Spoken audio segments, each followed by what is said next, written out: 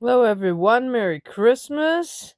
This is a Christmas dog, and this, my friends, is a traditional Danish Christmas dessert.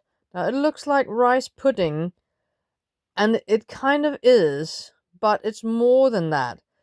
Um, this is a rice pudding made with round rice and milk that you make the day before Christmas. And then you have some leftovers. You eat the porridge with sugar and cinnamon. And then you have some leftovers. You make plenty. Then you have the cold leftovers.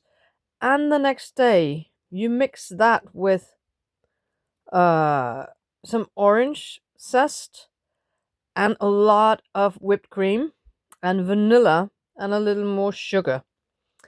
And then you pour warm cherry sauce on it. Now, I don't have the normal cherry sauce, I have these that are amarena cherries. Very, very tasteful, quite expensive. I've been gifted them. I always wish them for Christmas from somebody.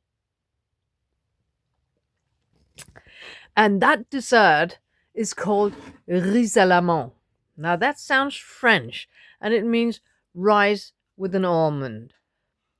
And it's not at all French. It's said to have been invented by a chef at a very posh Hotel d'Angleterre in Copenhagen around 1900.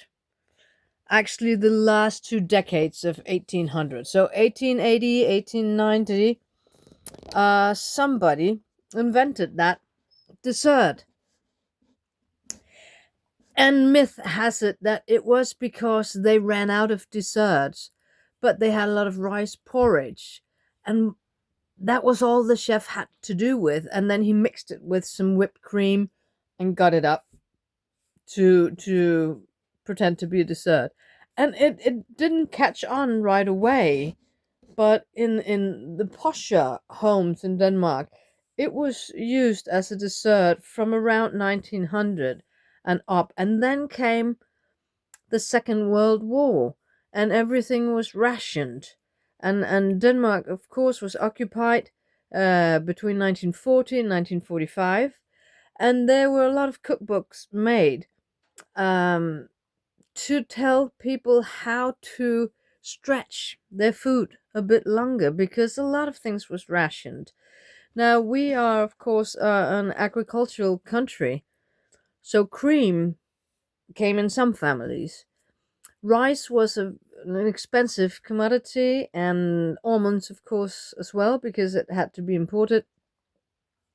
But porridge you could make, and some people had stock up on round rice.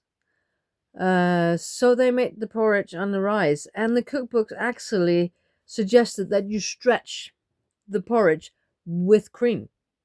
Um, some historic says that cream was rationed. I bet it was in the cities. You couldn't just go and buy cream.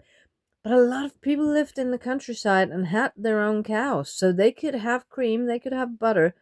Um, so they stretched the porridge with whipped cream.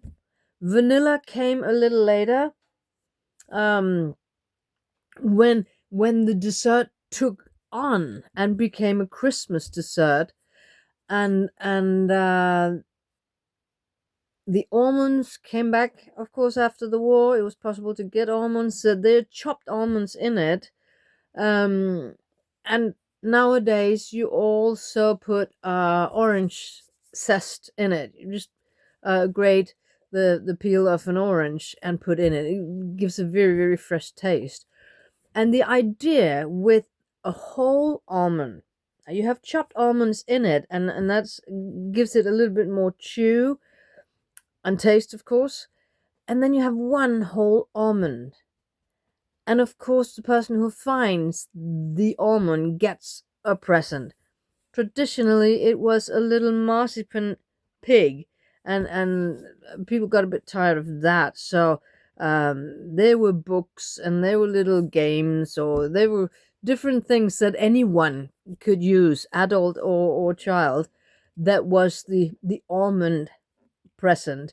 That idea came from France, where they made a cake since 1500 and something, a cake for I believe you call it Epiphany, the Holy Three Kings, 12th day, 6th of January. There was a an Epiphany cake, a Three Holy Kings cake, and in that cake they put a whole bean, and the one who got the bean got some present, and that was stolen because around 1900s in Denmark they were very francophile. They were very obsessed with everything that was French because they believed that everything French was very posh. So we stole a lot of things from France. We did not steal the dessert from France. We invented it and gave it a French sounding name, risalamande.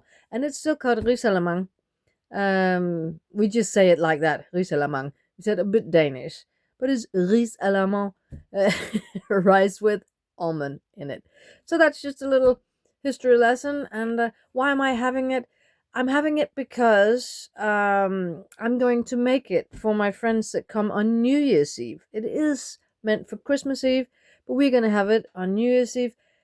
But I had to make a test run. I had to make sure that I still got it. And I do. And you get a stomach ache from it because you eat too much. And of course, it's rice made with milk on the first day, and then it's cream in it. And you eat way too much because it's just sweet and it's easy to chew. And then you'll sit for the rest of the evening and say, "Oh, I ate too much again." Because you only have it once a year and you forget. You forget. Not because you're old, but because you don't have it very regularly. And you shouldn't. You should have that once a year. But maybe you can have it on Christmas Eve and on New Year's Eve. That's what I'm doing anyway. So, Merry Christmas to all of you who have your great Christmas today. For us over here in Scandinavia, it was yesterday. We celebrate on the 24th in the evening, and the 25th and 26th are relax days, visit days, and eating leftovers days. So I'm just sitting here and I'm enjoying my risalamande. And Sappho got a little bit of whipped cream. Not too much, but she likes it quite a bit. So have a very nice 25th and a nice week before it gets to be New Year's. Bye bye, everyone. You're just gonna see Sappho again, I guess. Scratchy, scratchy. Stop scratching. You're gonna say bye bye to people. Yeah? Is there anything scratching on you? Do you have fleas? No, you don't have fleas. You're a good Christmas dog, right? You gonna say bye to people?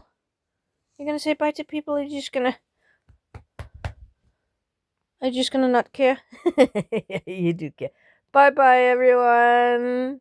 Nice after Christmas.